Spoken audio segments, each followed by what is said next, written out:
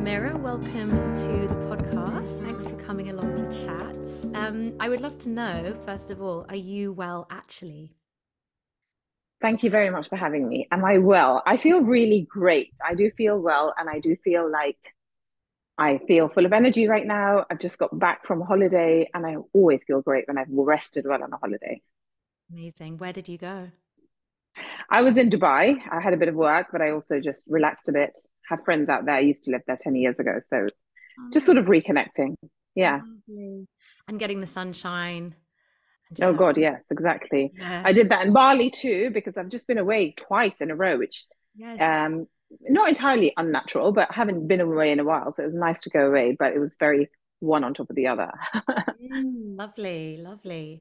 And how would you define what being well is what's your current working definition of being well?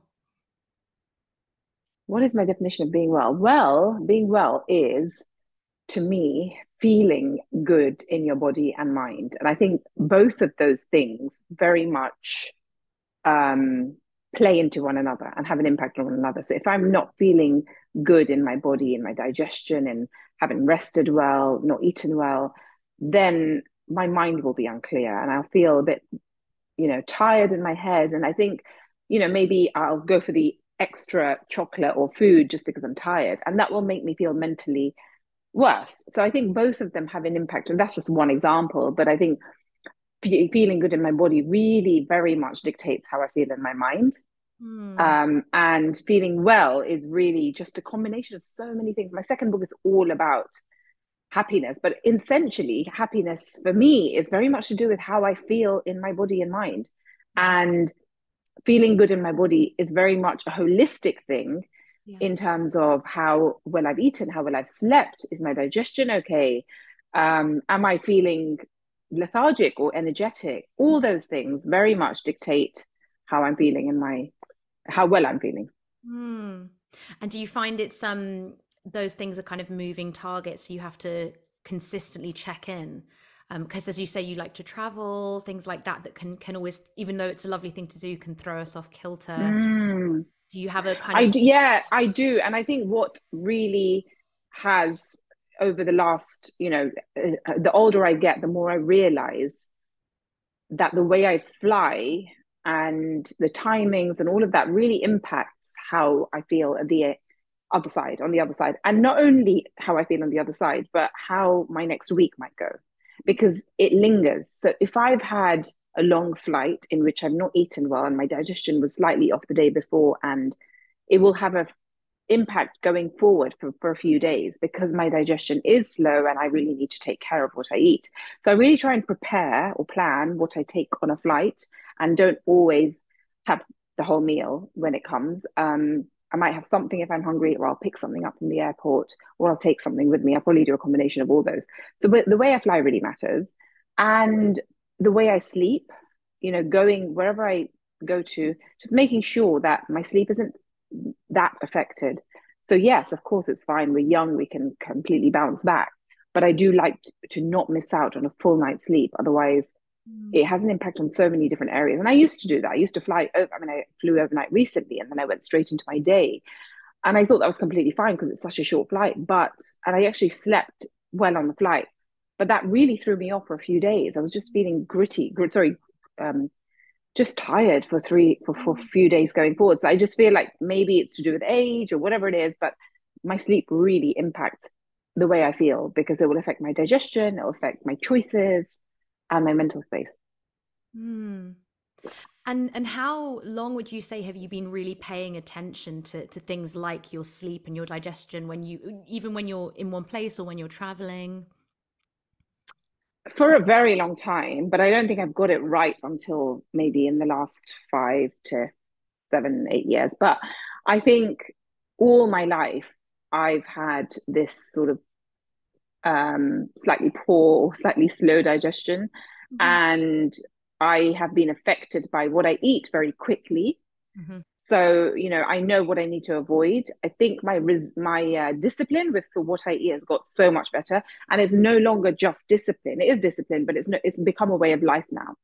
Avoiding things or being careful about what I choose to eat is so important to me, to the extent where, going out for a meal, I will be, I'll try and make the choice of where I'm going and what I might be eating beforehand, or I'll Mm. plan for it better.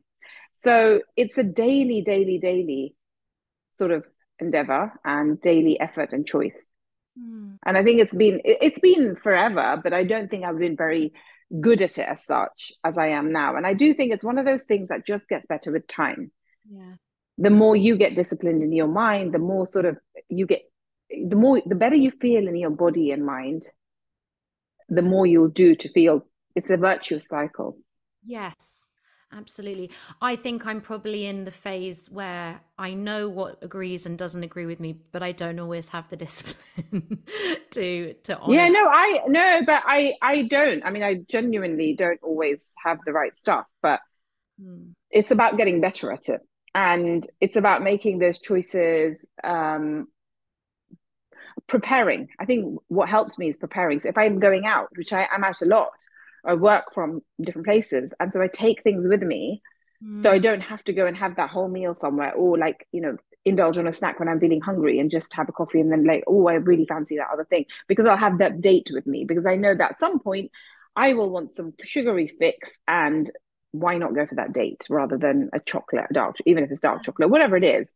And it's not like I won't have that dark chocolate. It's just that on a daily basis, I don't want to be making the same choice, which is not going to make me feel the best. Yeah. It And sounds, it all sounds very boring, but I do think over time you just realize that this will impact how I feel every single day, and how I feel every single day will impact how I feel every week and every month, and how my year will go. no, I don't. The thing is I don't think it sounds boring because you're doing it. It sounds like from a position of wanting to feel good. It's not about, keeping a diet for Mm. restrictive purposes, is it? It's about your like the feeling that you have in affects Yeah, your body and mind. yeah, and it is both. I would say it's one of those things where I want to, how you feel good dictates how you look, but it's more about how you feel. I mean, obviously, I don't want to look like, I want to look my best, Mm. but that will very much be dictated by how I feel. Yes. Has it ever gone the other way for you? Have you ever put how you look before how you feel in the past? Yes, I think that's how my journey began. So I write about that in my book, in the sense that I lost my way in terms of food and and dieting during Mm. university. Before university, I went on to Weight Watchers, and I didn't think of nutrition. All I thought was how can I get thinner? And I equated being thinner with being healthier. I literally equated it as that. And therefore, even though I grew up eating amazing Indian food, which is nourishing and healthy and home cooked and stuff that I eat now, I I thought at that age that it was all about eating less but snacking all the time. Sorry, eating less during mealtime and snacking all day, Mm. and not eating oil. So I always thought, oh, Indian food is oil. But actually, there's a tiny pinch of oil and things when you make it at home. So I started not eating Indian food, and instead of eating Indian food, I'd have like the unhealthy or the wrong choices. And I really would call them wrong. I know everything is fine in moderation, but I'd be going for, for example, in Weight Watchers, you'd have a point system, be like, well, Yeah. one, and I can't remember how many points is a special K bar. Now that's full of sugar, or like a yogurt. And I'd go for those things rather than over and above having real food. Absolutely. So when I look back at that and I think about what I was like and how brainwashed I was, in the sense that I'd even tell my family, why are you eating this? And why are you putting this in the curry? I literally think I was ludicrous, and I can't believe I was like that. And some habits are still sometimes there. I do like a bit of sweet. Hmm. I do have a sweet tooth. And if I have a protein bar, sometimes it will fill me up and I'll feel happy about having it. But that's okay, because I don't do that all the time, and I have proper meals. Hmm. So I may not have breakfast every single day because I delay my breakfast a bit. And that's fine as well. So it's just about what you do 80% of the time that counts, really. You can break habit, you can have the odd pizza, you can have this and that and the other, which you enjoy and love and overeat sometimes. Hmm. But what do you do most of the time, and how do you feel most of that time? And so when you started to move from a place of kind of thinking about, you know, calories and weight and things and getting back a bit to your roots, how much time was there between that and then you coming to write, say, your book Saffron Soul and sharing all those recipes that originate in India? Yeah, so I wrote Saffron Soul at the age of, well, I started writing it at the age of 30. It only really got published a few years later, as a different, it was called something different before that. And I didn't realize how much you have to go through in terms of creating your own name before you publish a cookbook. You kind of need to be known in some way, shape, or form. So I started writing at 30, and I really think that that's when I started realizing, or that's when the penny dropped Mm. of why have I been doing this all my life? Like, why have I been avoiding Indian food? I mean, it's not like I never ate it, I did eat it, but why have I been thinking that Indian food is unhealthy and oil is like the enemy?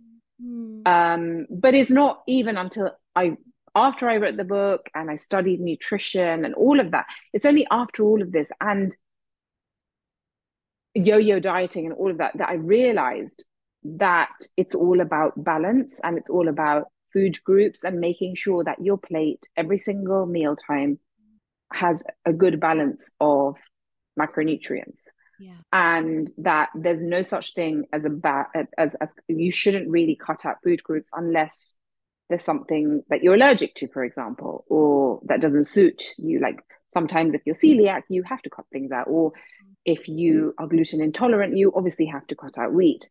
But if you're not, then having that one roti, which I love having, like, you know, home cooked roti, is probably a better choice than having a piece of bread, which has been manufactured, or a pizza, which is quite stodgy. So just making the right choices, you know, it's not about cutting out that wheat entirely. It's about having the roti, which is home cooked and fresh, rather than having a slice of or a naan bread, which is a lot more stodgy and harder to digest. And understanding what impacts your digestion, what helps you feel good after a meal, what helps you not bloat, Mm. um, and how different foods affect you.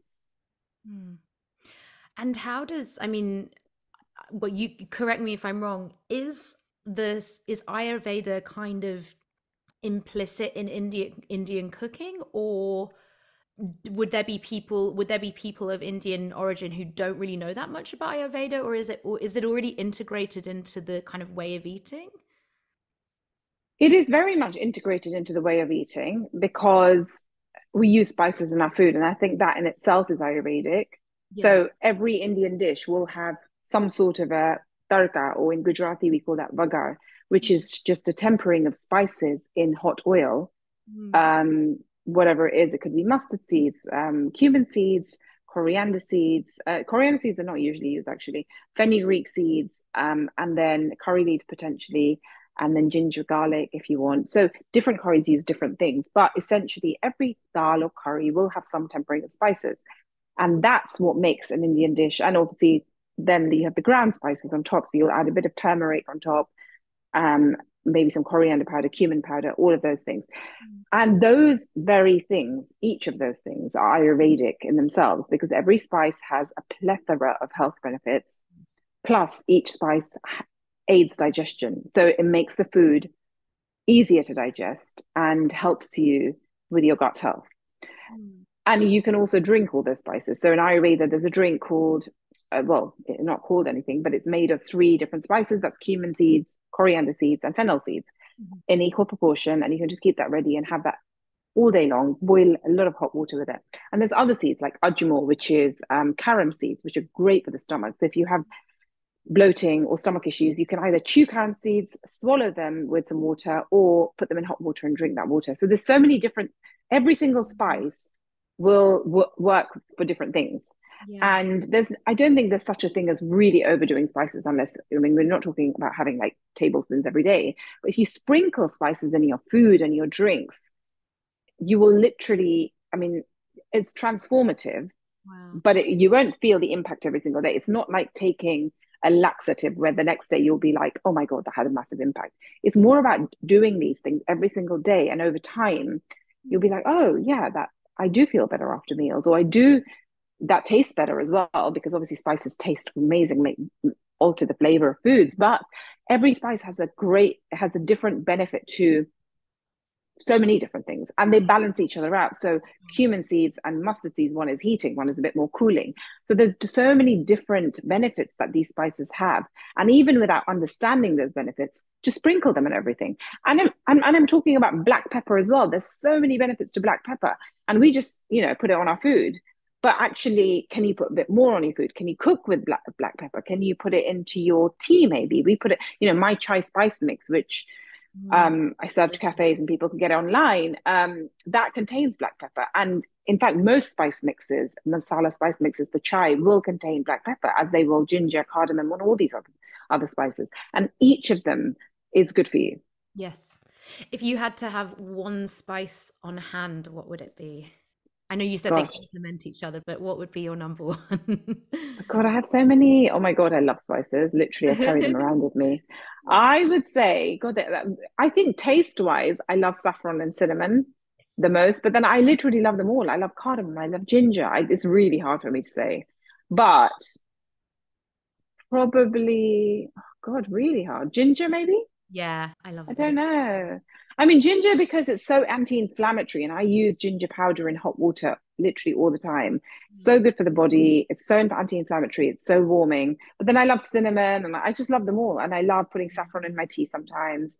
Mm. And obviously, my book is called Saffron Soul. Yeah. So yeah, the book. I mean, generally, spices are just very Ayurvedic. I mean, when I say very Ayurvedic, I don't think you can call something Ayurvedic, but there's principles of Ayurveda. And one of the main principles of Ayurveda is cooking food in spices and adding spices or drinking spices. And that is a very important ingredient of Ayurveda. Yeah. So the fact that Indians cook with spices is very much an Ayurvedic thing. Yeah. And people could benefit from that without necessarily needing to know, say, their dosha, for example, their constitution type. Yeah, absolutely. Because I think what we forget is, or what people don't talk about, is that Ayurveda has, you can very much live by your doshas and get them seen, and they will tell you that according to your dosha, you should avoid this, this, and this. And that's all very important. But the first thing I would say, even more important than that, is just understanding the principles of Ayurveda. Mm. So by adding spices to food, you're not going to mess up. It's like saying, I drink Diet Coke, but I'm not going to add spices to my food because I don't know which dosha I am. So, but why are you drinking the Diet Coke? Like, it's a little bit like that. Or I'm having chocolate like 3 times a day, but I won't add spices because I still don't know which spices work for me. Yeah. Yeah. Most of the spices will work for you. There might be certain foods that don't agree with you. Like, say, for example, there might be a particular vegetable that won't be good for you compared to something else, but it's not going to be doing you any harm unless it's an allergy. So with dosha, it's not allergies. It's just that someone will tell you that these foods suit you better, or right now avoid this for a few weeks, that sort of thing. Mm-hmm. Or your body type means that you should really not eat first thing in the morning. You should wait until 11 a.m. to eat. It could be anything. And so those little things they can help you fine tune your health. Yeah. But the more key principles that you want to abide by Mm. are things like having spices in food, leaving proper gaps between meals, and trying not to snack too much. Making sure you eat your dinner slightly earlier. I mean, ideally very early, but if you can just do slightly earlier than usual and allow for your digestive process to happen before you go to bed, so that you're not having to digest food while you're sleeping. Yeah. Waking up and doing some sort of movement in the morning so that your digestive fire, which is in Ayurveda called Agni, gets ignited, because that's one of the ways to ignite it. Doing deep breath work, or just taking a few deep breaths to get you into the sort of rest and relax mode and get your digestive fire again moving, and making sure that your digestion or your digestive capacity or fire is at its prime and ready to receive the food and digest the food properly when the food comes. Mm-hmm. And then another principle would be, don't have water with your meal, have it before and after, or after. Have warm water rather than cold water. Avoid very cold things. Eat cooked foods rather than raw food. So those are the principles, and I think anyone can live by those. You Totally. don't need to be a particular dosha to be living by those principles. Yeah. Absolutely. No, that's great. That's really cool actually, because I've been interested in it for a while, and I was always quite doing all those little tests that you can get, and the varying, what's your dosha, what's your type, and I'd sometimes get different answers. But actually, that's quite nice to hear that actually you can just start on the principles and then see how. Yeah, and I think it's yeah, people almost are now becoming what's that word? Is it called oh yeah, the word Ayurveda is becoming synonymous with dosha now. Yes, And yeah. I don't think that it should be. I think doshas are important. It's good to understand what your dosha is. Although I feel like two people have given me two different diagnoses, and that's I don't fully abide by it all. And it's good to, but you don't have to. But if you just go with the principles and try to do as much as you can according to the principles of Ayurveda, they're similar to Chinese medicine. To be honest, Chinese medicine tells you not to have um, anything cold, have Mm, everything cooked, keep everything warm, blah, blah, blah. And all those things, they all speak the same language. And if you just go according to some of those principles, you're winning at your health. And then you can fine tune it by adding in that layer of figuring out your dosha and being like, oh, that makes sense. Maybe I should avoid that. Or now that makes sense. My energy is really low in the morning, and this is why. And therefore, I should do X, Y, Z. That sort of thing. So that's where you can fine tune, and there's no reason why you can't start on that journey before finding out your dosha. And don't ever replace, what I say to people is don't replace your health or your supplements and what you're doing right now with Ayurveda. There's nothing replacing about it. It's just about adding in yes. spices. It's about adding in those principles, and don't cut out things like supplements because you think you get everything from your food, because no matter how Ayurvedically you eat, you're not going to get everything from your food because our soil, the way it is now, is much more depleted of minerals, vitamins, Mm, than it was once upon a time, five mhm, years ago, 10 years ago, 20 years ago, 50 years ago. mm. So actually, you're not going to get all the vitamins and minerals that you need from your food. So it's important to take certain supplements and find out what you're deficient in. And if you are low on your energy, on energy one day or 2 days or consistently, what is causing it? Find out. So it's all about listening to your own body, understanding what works for your digestion. And I know I keep talking about digestion, but it literally is the crux of everything. How you digest is how you live. It so is. I can tell so quickly if I've eaten just in a way that, if I've had a day where I just haven't eaten in let's say, an optimal way, I can feel it, the next, it's almost like a hangover. In Yeah. just the brain fog you get even. I notice it so much more now. Um, just because, yeah, I agree. It's like the second brain, isn't it? The gut.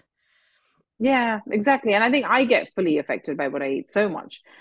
And not everyone else does. People don't get impacted immediately by what they eat, but I really do. And I'm very sensitive to things that I eat, especially if they're stodgy or, hard to digest. Mm. And obviously all my life I thought, oh God, why do I get so affected? But actually, in a way, it's sort of a blessing in disguise because I don't have to discover it later. And I've sort of developed that discipline or resilience from a younger age, than having to develop it later, than letting myself go and feeling like, oh my God, it's too far down the line. I can't change the way I am. Totally, totally. I agree. It is a blessing to be a sensitive soul, or you have a sensitive It's tummy. not that, yeah, it's not that great. You don't want No. to be like, if I have a bad flight or I haven't eaten properly, and it will affect me a lot more than maybe it'll affect most people. I'll feel like every part of me feels like enlarged. Yeah, yeah, yeah, yeah, yeah. I can relate. I can relate. Yeah. So Mira, what are your, if you could, if you don't mind sharing, what are some of your kind of daily or just very like regular rituals, non-negotiables that you keep, that you can share with us? Yes, I can do that. One of my main ones is trying to delay breakfast and not having it first thing in the morning. Ayurveda says you should do some movement and then have breakfast when your Agni or your digestive fire awakes a couple of hours after you've woken up. For me, that might be a few hours later. It just depends on the season and listening to my body. So if it's wintertime, I get hungry earlier and I'll just allow myself to eat that porridge earlier. If it's summertime and I can get my body used to having skipping breakfast entirely and just having lunch, and even if that lunch means it's a bit of breakfast food because I love breakfast food. I love porridge and all those things. Mm. Then I'll just have it slightly later, 11, 12 p.m. Mhm. And that will sort of start my day off slightly later, awaken that hunger a little bit later. Mm. So that's one thing. And doing some sort of movement or exercise every single day. And by that, I mean weights, cardio, yoga, um, and starting the day with some sort of breath work. And if I haven't done it in the morning, I'll do it at some point in the day in the evening.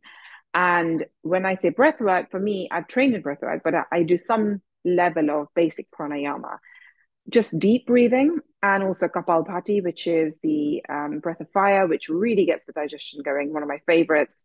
Sometimes I'll do anulom vilom, which is the alternate nostril breathing, which balances both sides of the brain and the body and the mind.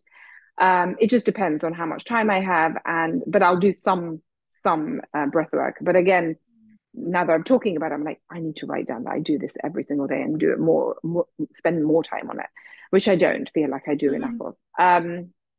So it's movement, breath, food, and being careful of, starting my meals later and making sure that I'm not snacking too much, because that's something that I know I'm capable of doing because I feel like I'm thinking about food all day long. Mhm. And so making sure I'm satiated with my meals, mostly. Yeah. There are times when I'm not, and not overeating, but just making sure that I've had some sort of protein in my food as well, because that keeps you satiated longer. Yes. Yes. Um, I'm sure there are other rituals. Like one of the rituals I speak about in my book Prajna I was going to is say you wrote a such a whole simple. book about rituals, so I'm sure you have many. Yeah, there's one which I write about, which I really like, which I think is really important. Again, right, when I say this, I feel like I do it, but I don't do it consciously, and therefore I can't even say 100% do I do this every day, but I do think I do it every day. Yeah. And this is so simple. You're not going to laugh. It's actually great, but it's so simple. It's Mm. unbelievably simple. So I've written, start your morning by smiling. There are happy days, there are normal routine days, and there are days when we wake up and we're filled with sadness. By adopting certain practices, the factors that negatively affect our emotions have a little less impact, and our overall well-being will improve one day at a time. Starting the day with a smile, whether it comes naturally or feels forced, even if happiness feels impossible for you right now, will quickly become a habit. It can make you think of a happy memory, possibly even make you laugh. And by releasing the feel good neurotransmitters dopamine, endorphins, and serotonin, it can relax your body, lift your mood, and potentially lower your heart rate and blood pressure. So, smiling is one way, or a very quick way, of using physiology to change your psychology, Mm. as is breath work. And I think breath work is the quickest way as well. So, smiling, you might not even be happy, but by smiling, it's not even faking it till you make it, because you will release something into your body, Yeah. and and smiling, even if you don't want to smile, will make you think of something or laugh at yourself, and that's good enough. Yeah. I love And I that. think that's fine on a daily basis. Like, I might be happy and fine right now, but when I'm going through a harder time in life, that ritual, because it's become a habit in my life, will hopefully just start my day a little bit better when I'm in a place of sadness. Yeah.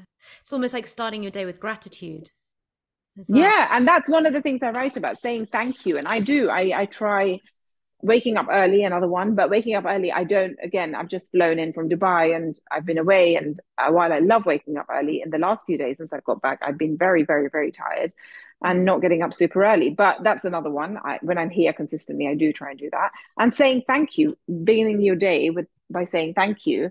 It doesn't matter, what your form of gratitude is. It doesn't matter if you're writing it in a book or saying out loud or writing on a piece of paper and just Mm. throwing it away. It doesn't matter what you do, or putting it in a jar. Like, you can just fill up your jar with little notes of saying thank you for something. It could be anything, like yesterday, thank you for a good night's sleep, or it doesn't have to be to anyone. If you don't believe in a God, just to the universe. And just saying a thank you will just enlighten your mind with a sense of appreciation for something that's completely normal, and make you realize that actually it's that small thing that I remembered from yesterday that made me feel really happy. Mm. I love that. Yeah. That's lovely. Yeah, I think it's so true. You said, just to repeat what you said, your physiology can change your Psychology, did you say that? Yeah. So Yeah. finding quick ways of using physiology to change psychology. So obviously, we all know that when we run or when we do some sort of exercise, we release endorphins, and that makes us happier. And Mm. that's a way of physiology changing psychology. But what's a quick way of doing that? Yoga is a great way as well. Hmm. Quick way of doing that, and the quickest way I would say is breath work, because you could be in a really stressed state, like the way I'm talking right now. I'd be fast, I'd be really stressed, and suddenly I'll take a deep breath. I'll be like, and that will very quickly change my energy and change my stress system from being in stress state to being in a relaxed state. So Mm. that's the quickest way, I would say, for our physiology. And you can also do it reverse way. You can be really relaxed and calm and sleepy, or whatever it is, relaxed, and take these really strong breaths, not deep breaths, but like what do you call it? Rapid breathing, Mm. or kapalbhati, or one of those that's really rapid, or even through the mouth, like, and that will take you to a slightly more stress state. Yeah. So breath, I would say, is one of the quickest ways to change your psychology by using a physiology. And another way is the smile and the laughter. What do they say about people who just smile and laugh? No Mm. matter what you're going through in life, if you can smile and laugh, and if you can be with someone who can make you laugh, there's nothing like it, because that's almost like the biggest thing in health. Even if you're really unhealthy, if you're laughing all the time, then Mm. your mental state will be so much better. So true. It's so true. Oh, I love that. Um, and just slightly changing, pivoting slightly, is there anything just from the kind of wider wellness world, is there anything out there that you suspect, that's touted as a source of well-being that you suspect might be more causing of harm than the good it's purporting to give? So many things, I'm sure. Obviously, back in the day, diet culture, and I'm sure that's still there to some degree. Not understanding what you're eating, but going by what someone's telling you to eat, and if that's wrong, if that's not conducive to your health, then that will deplete you of vitamins and minerals. What else? I mean, that's that again. Like I said, that's got a lot better, and people do understand a lot more um, what they're eating. Yeah. So that's got better. What else? Isn't there some new injection that you can take to get skinnier? There's something Oh, new that's come out, yeah, hasn't there? the diabetes Yeah. injection. Yes, exactly, exactly. So Mhm. that one, terrible. I mean, like literally, there are quick ways to make yourself skinnier, or the gastric band, or there's so many ways like that, tricks that you can use. But Mm, essentially, not only is that probably doing you harm, mm, but in the long run, you won't know how to lose that weight without relying on something. So you totally. might need to change your diet and lose weight consistently over time. But if you're doing it in such a quick, short time, it will impact your health in the long run. You know, Absolutely. if I'm eating far less food because of this gastric band, surely I'm missing out on some vitamins and minerals. And surely if I remove that band, then I'm going to probably put on a lot quicker. Yeah, that's So it's about understanding, like, it's hard though. I say all this, and losing weight is not an easy thing, or putting on weight isn't an easy thing. Whatever you need to do, whatever your health journey is, and I do work with people as an integrated health practitioner on their journeys, but I think it has to tackle your habits and what causes those habits. So for me, it would be maybe boredom and sitting at home working because I'm procrastinating, and that leads me to the kitchen and to eat something because my mind is constantly on food. For mm, someone else, it'll be I'm going through a really rough time and I'm stressed all the time, and that makes me want to eat. Or it could be the opposite, where because I'm super stressed, I just don't eat and I forget food. And then come 8 o'clock, I'm having a massive meal and having junk because I haven't eaten the whole day. So it could be anything, but how do you change that habit? Firstly, the person needs to want to change that habit. And secondly, what is causing that mentally? What's causing that person to be super stressed? Can that person maybe put alarms on, be like, okay, at 2 o'clock I'll go and have this, or I'll keep this in my bag so it's much quicker for me to go and get it and eat it. mm, At 7 o'clock, whatever it is. And because I'm super stressed all the time, I have to remind myself to have a few deep breaths before I eat so I can digest the food better. yeah, But those little things if they don't make an impact very quickly, which is what the world these days wants, a quick impact, people are not, or the person who's doing it won't see the impact and therefore won't do it again. But over time, these little changes that are tweaks that we make in our habits and our life and the way we eat and live will Mm, have such a big impact because over time you're doing something consistently. totally. That's really, it's so true. It's just that need for quick fixes now. I think that's undoing people. Yeah, and I think it is the quick fixes that is really ruining everything because as much as I love a quick fix and as much as I would easily maybe 10 years ago have taken an injection like that because I've been like, oh my God, that's amazing. I can just lose weight because I have a tendency to put on. Mm, Having done it over time, and I know that I can easily put on now as well and lose, and on a daily basis, I'll fluctuate. mm, I know what I need to do to feel my best. So if I'm doing those things, it's having a massive benefit to me. But I did do it over a long period of time. And I think when people are losing weight, if they do it for over a long period of time and not like, oh, in 6 weeks, I've lost this much, if they do that same amount in 6 months or a year, the mm, impact will be so much more lasting because it will be a lifetime change. When mm, you do something in 6 weeks and you're accountable to somebody and checking in with them, it's amazing. But when those 8 weeks are gone or those 2 months are gone, the desire or the motivation will start to fade and you will go back to your natural way of eating. And actually, you do want to go back to your natural way of eating because you can't sustain little calories for too long. And you're probably missing out on certain nutrients. So you do want to go back to that. The minute you go back to that, you will start putting on again a lot quicker than you were before. mhm, So it's all about having not restricting yourself that much. If you want to go on a calorie count, great, but do it maybe more, a little bit more than you think you should. Like if it sounds like if someone's telling you to do 800 to 1,000 to lose weight by summertime, I mean that's fine to do. But if you can just make it slightly more so that the target's easier and you're actually able to do it mm, and lose it over a longer period of time because you've got enough energy to do the fitness and make it a lifestyle change, mm, then you'll be able to maintain that year on year. mhm. That's really great. That's great advice. I always like to ask my guests, Mira, at the end, if they have anything they'd like to share that isn't like something you do that isn't necessarily an obvious wellness practice, but just brings you a lot of joy that you wish more people knew about. Yeah, let's see. Something that brings me more joy. I think if I was to say, okay, well, it's not obvious, but I would say some sort of shaking in the morning, like shaking your body and just like moving. And it doesn't matter what you do, just try and shake your body. I think that's a really fun thing to do and something you can use a trampoline at home, whatever you want, but just move and shake and jump. That's a good one because it gets your body moving, gets everything moving. I know that's more well-being, I think. I would just come back to the simplicity of being friends with or being with a partner who really makes you laugh Yeah. and who can really make you laugh because I think there's no replacement in terms of health, wellness, well-being, mental state, everything Mm, than laughing. I love that. Yeah.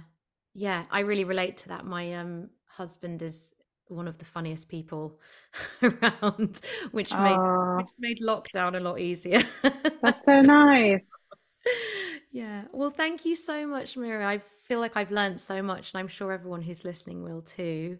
I really appreciate you taking the time. Thank you. No, thank you for having me. And it's wonderful to be on your podcast. And I look forward to listening to it.